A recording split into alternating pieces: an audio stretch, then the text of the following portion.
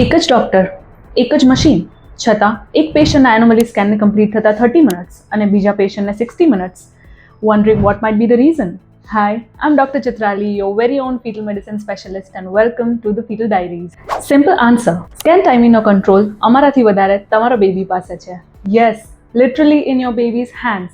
જો baby face clear રાખે, પોતાના હેન્ડ્સ ફેસ પરથી દૂર રાખે અને સ્પાઇન પ્રોપર પોઝિશનમાં રાખે તો સ્કેન સ્મૂથલી કમ્પ્લીટ થઈ જાય. પણ જો બેબી કહે હાઇડ એન્ડ સીક રમીએ તો અમારે વેઇટ કરવું પડે છે. સેકન્ડ થિંગ, મધરનું બોડી ટાઈપ મેટર કરે છે. જો એડિપોઝ ઓર ફેટ ટિશ્યુઝ વધારે હોય તો અલ્ટ્રાસાઉન્ડ વેવ્સને ટ્રાવેલ કરવામાં એફર્ટ પડી શકે છે. અને એક ખૂબ ઇમ્પોર્ટન્ટ વાત, જો સ્કેન જલ્દી કમ્પ્લીટ થઈ જાય તો એનો અર્થ એવો નથી કે અમે કંઈ મિસ કર્યું છે. વી ફોલો અ સ્ટ્રક્ચર્ડ ચેકલિસ્ટ જે બધા જ સ્કેન માટે સેમ રહે છે. ટાઈમિંગ ફક્ત પોઝિશન પર ડિપેન્ડ કરે છે. તો સ્કેન લાંબો ચાલે કે જલ્દી પૂરો થઈ જાય, ડોન્ટ વરી.